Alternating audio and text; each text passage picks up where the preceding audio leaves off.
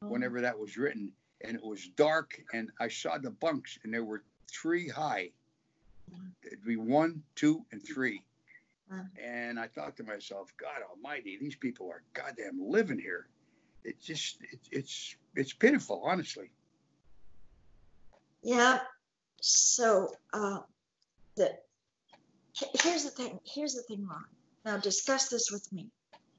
There seems to be incredible, right across the boards, there's always a fixation on the material aspect, like buy more real estate. Buying more real estate is far more important than caring for the welfare of the staff member. Oh, that's First true. buy real estate is and good, exquisite entrances, marble pillars for events, all of this. The decoration of the event, the golden pillars, are more important than the sleep deprivation of the humans that have to make the sets. So the physical universe, to impress and be impinging, has always been more important than the human soul. Do you agree with that? Not only do I agree with it, let's take this into consideration. You're talking about material objects. Yes, material objects. The TRs of Dave's special force, his police force, has to be like hard chrome steel. Yeah. What the hell is this? Yeah. What does that have to do with how you approach life and approach another person to deal with them? In other words, no compassion, like a piece of steel. Yeah. I get no relief from looking at a piece of steel, and yet they want to have, well, when I say TRs, that's short for training routines, and that's a presence. The way your mood, your presence should be the presence of a person, how they approach another person in communication, their demeanor, their facial expression, and if it's going to be compared to chrome steel, what is this? Okay, it carries further. I saw an article on Tony Ortega where he had some data from the orgs where it said the most important thing is protect the org. Yes. You remember that? Yes. Yeah, that was on Tony Ortega. Yes. So that goes right along with your point about the material objects being more important than the people. See, what is the technique though internally is use force with overwhelm. Yeah. Dominate the point you're trying to make. Again, this is not in any way feeling that there could be a win-win between a junior and a senior or two people in an adverse position. Yeah. The only way, the only technique inside of Scientology is to slam, bam, overwhelm, scream, yell, dominate, introvert the person into being a dot. Yeah. That is absolutely true, Karen. And to think that you have a state of mind to think that's going to work, that type of treatment will then take a person to think, oh boy, look how I'm being treated. Well, I want to be a good boy, and I'm going to do everything they tell me, and I'm going to be real good, and I'm going to do the right things all the time. I'll tell you what it brings about. You see me, I see you. We've left the church, and we're talking about them. That's what that brings about. And even if a person doesn't do this, after a while, a lot of them get to the point where they say, I can't live this way anymore. And they leave. They might not ever do something like we're doing. But that type of attitude of treating a person like dirt, spitting in their face, just yelling at them that they can't tolerate the force, that brings about no good at all. It never has. Okay. So it's not like this is something new that, oh, well, I guess it won't work this time. No, it's never worked. Yeah. the I was just thinking the only way we'll find out if coronavirus is in fact spreading inside with staff is if somebody flees. Yeah. We need a leak. We need a leak. Yep. A few years ago, hundreds of people caught some. I wish I should have done my homework here.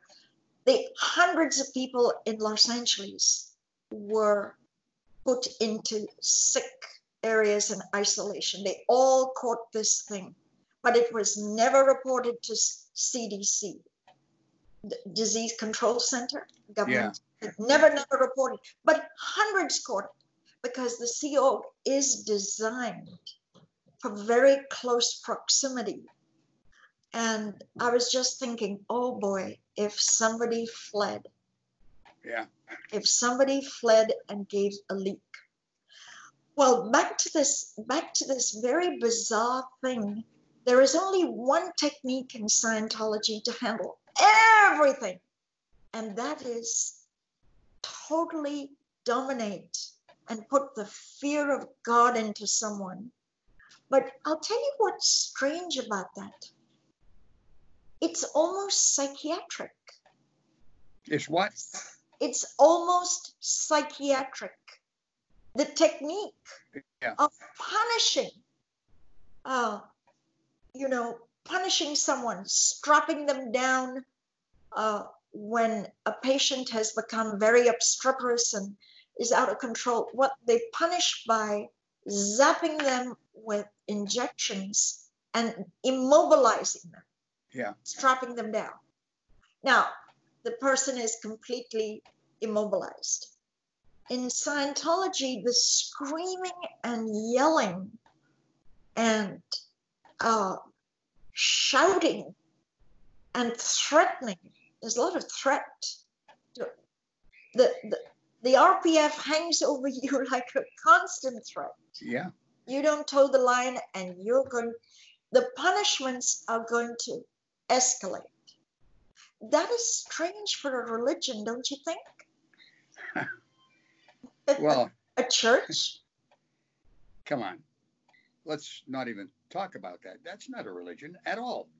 There's no compassion. There's no thinking that there's a higher power or a deity. In other words, a God, like any religion. At least you have some recourse to think, well,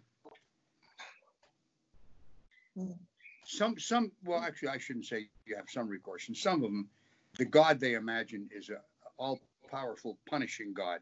But mostly when you think of a higher force of God, you think of something that has compassion. You see what I'm saying? Yeah. Like there'd be, well, as an example, in the Catholic Church, you have a chance to go and confess your sins to a priest. And most priests are not, well, I shouldn't say that most, but there was one in my hometown, and I brought this up many times in the past. You told him your sins, and all he would say is, okay, you're forgiven.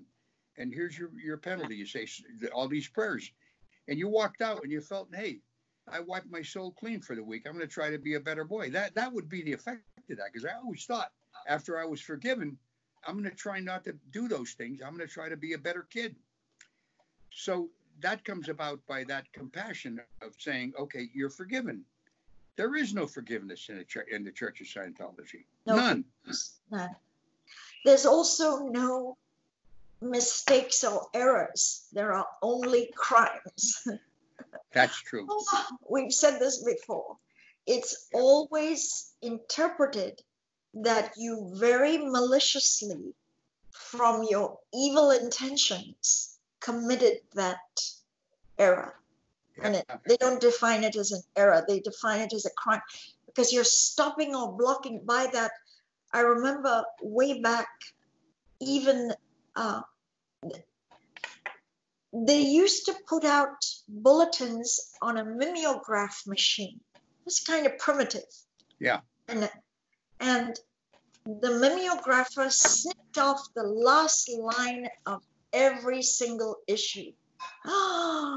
Oh, this was completely, absolutely deemed to be a malicious act, cutting off a sentence of Hubbard's words by mimeographing it with this kind. This was not an error. This was not a mimeograph snafu, a mistake. This was criminal, right?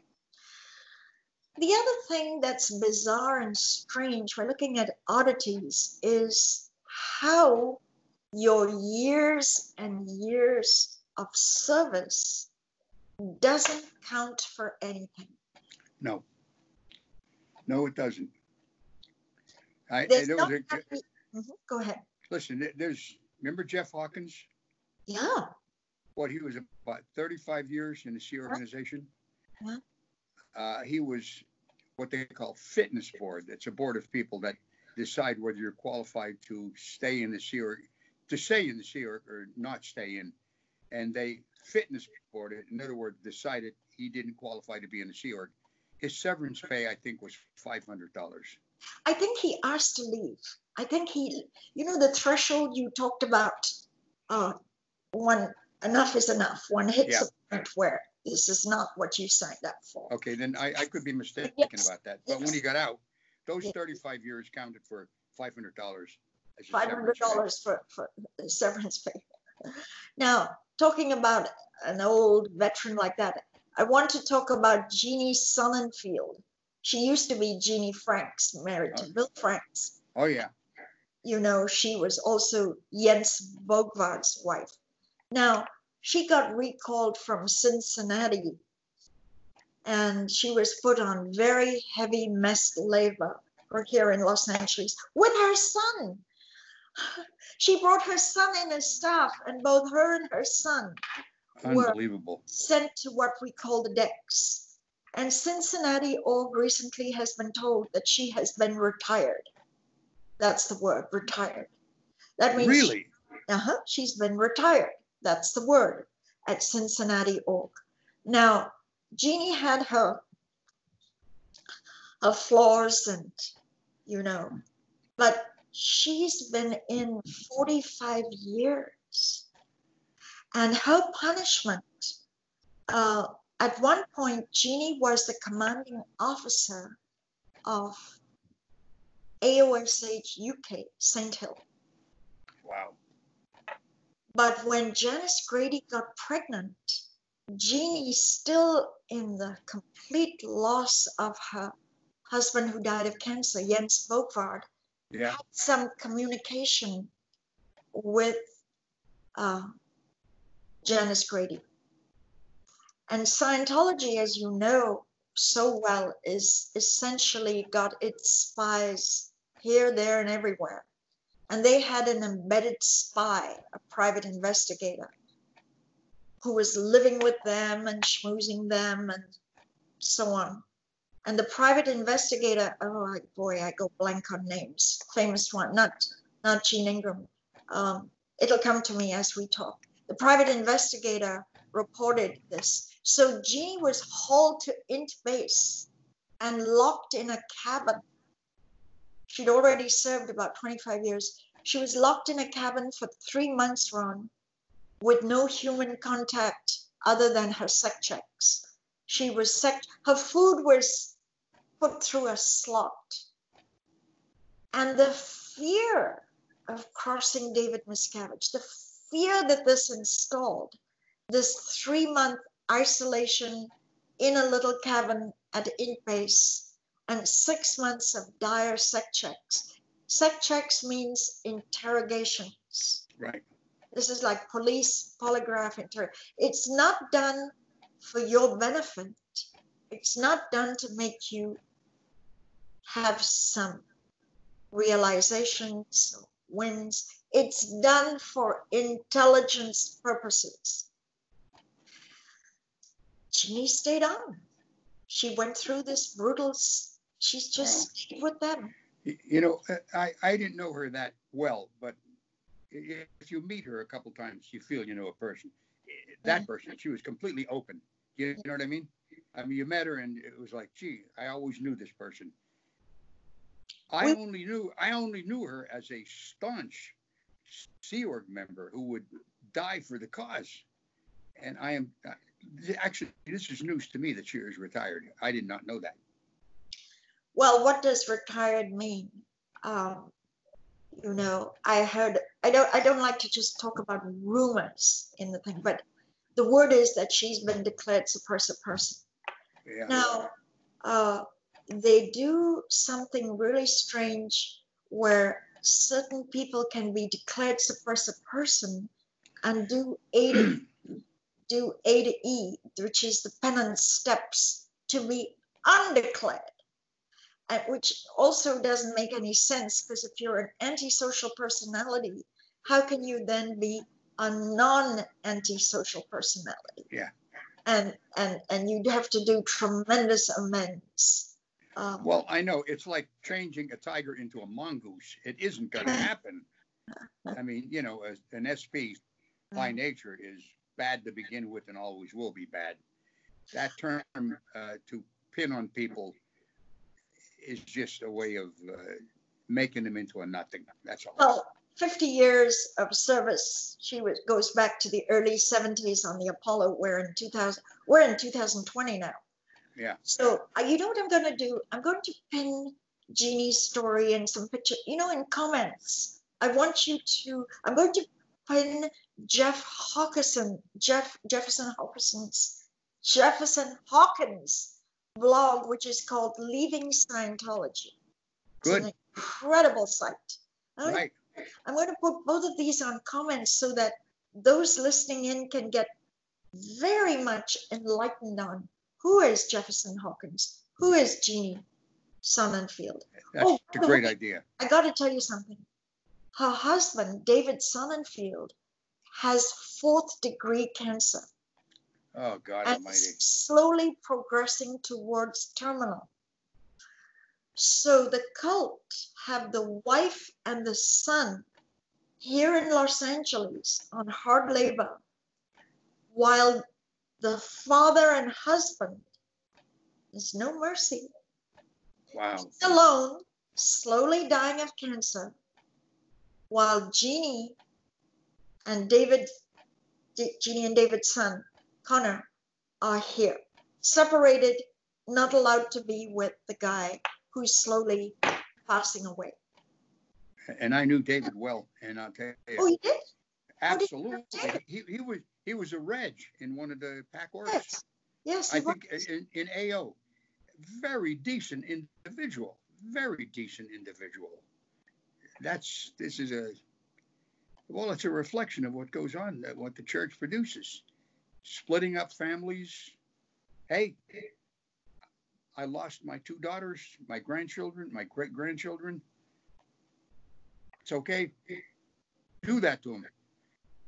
You know, they do this to people just like throwing dice down and playing, you know, craps on the corner someplace. And it's just no big deal.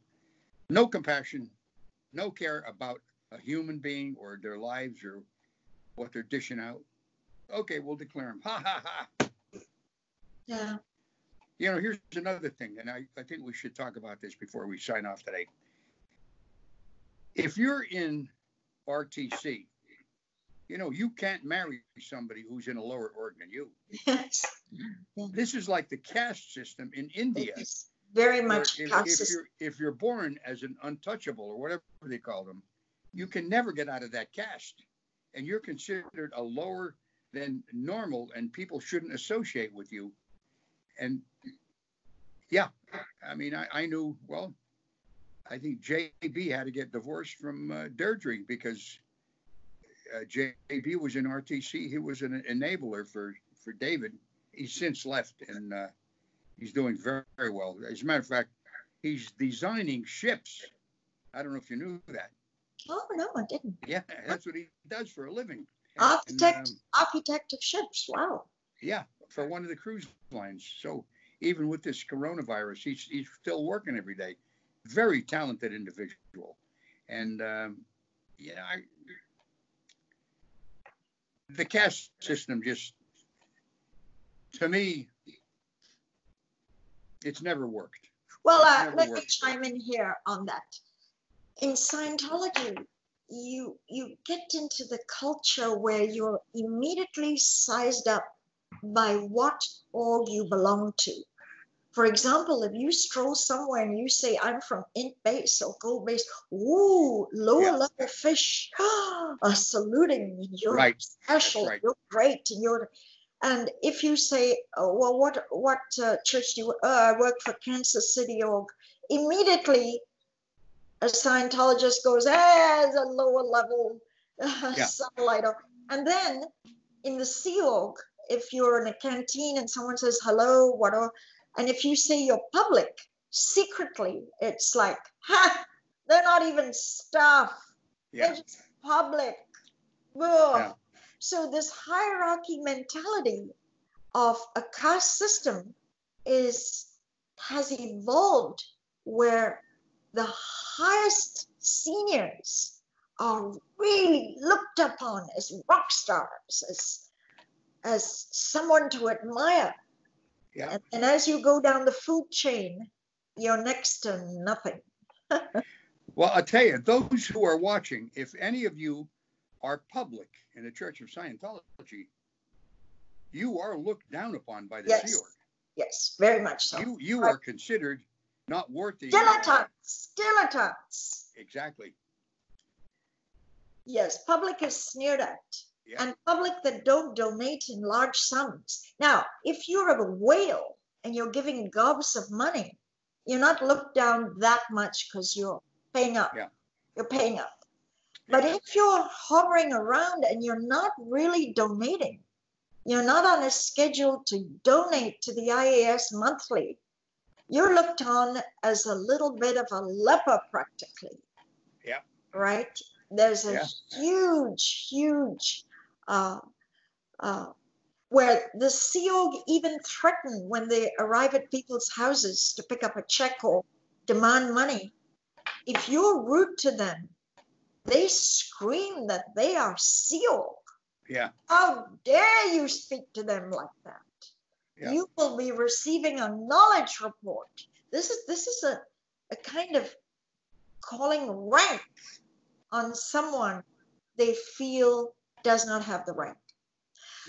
Anyway, I was wondering if we could end up on some more cheerful things. We go into the dire, it's almost depressing, right? It's almost depressing, but I will fill in the audience with some really good stuff on the fate of Jeannie after serving 50 years and Jefferson Hawkins. So those are going to enrich this little video by the top comments I make. How can we end off on more cheerful notes than, well, I don't know, the church broadcasts almost amusingly that they're scrubbing and using these sanitizers on the walls, and they have the highest tech of these detergents and antiviral soaps and blah. But it's human transmission. I know. The virus doesn't jump from the floor onto you or jump from the walls, but the bragging is that we have state-of-the-art cleanliness. They're not looking at, because they still just broadcast, they still have people on OT levels at the orgs doing their OT levels. Yeah. Well, I'll tell you some bright things. Look at my other shows. I do a thing called Story Time, and you can watch that. And I tell stories from the 2 humorous books I wrote. You can just sit back and for maybe 10 or 15 minutes, have an enjoyable laugh and just don't think of anything about what I'm talking about. And that's a relaxing moment. And then there's another thing. As an example, I do what I call life lessons. As an example, one of the life lessons: don't ever loan money to a friend or a relative. There's some advice to you. It never turns out good. If you're going to do that, give them the money. But anyway, that's one of the life lessons. There's a whole bunch of them. And then I come up with an exercise apparatus, because I've been looking for something for my fellow veterans to use for strength exercises. And I found this thing about a month and a half ago, and I've done 6 videos on it. It's dirt cheap. And, if you exercise, it helps your immune system. You look better. You feel better. You're healthier, and just has a lot of benefits. They can watch those for entertainment and their own self improvement. I couldn't think of the goddamn word. All right. But anyway, Karen, I think we covered what we wanted to talk about today, didn't we? Yes, we did. We did. And please, don't forget to put those things about Jeannie and I will do it. I will do Jefferson. That would be wonderful. Maybe I can just laugh and mock OSA for their continuing fair game on me. Maybe I can give them some bad news. The bad news is, because I'm older like you, I had every test done at Kaiser. Oh my God, they tested me for bizarre strain. I mean, I'm healthy as a horse, but just for the record, just for everything, not just the mundane things like cancer, diabetes, Legionnaire's disease. I wanted every test they could do. Hey, it costs money. Do it. 72 tests. This is the bad news for OSA. My test came back. I'm as healthy as a horse. And you don't look like a horse. You're good looking. Well, no, here's the thing. If they were hoping, she'll die off and because their statistic is a dismissed attacker. So they're continuing fair game on me, which I'm so aware of, orchestrating behind the scenes. It goes nowhere. Take your fair game and shove it where the sun don't shine. I am here to stay, OSA. And on that note, just watch the next few months. I'm ready to rock and roll. There you go. And on that note, I think we're going to end the show because that's all we can say about it. So remember, if you feel enlightened or you feel you'd like to contribute to this, you can become a Patreon. But if you're not a subscriber, please subscribe and, try to get a lot of friends to subscribe. I'd like to get this up to a lot more subscribers than we have right now. So for Karen and myself, I would like to say, have a healthy day. God bless all of you. And I will see you on the next episode. So long, Karen. Bye-bye, everybody. Bye-bye. Thanks for watching. Bye-bye.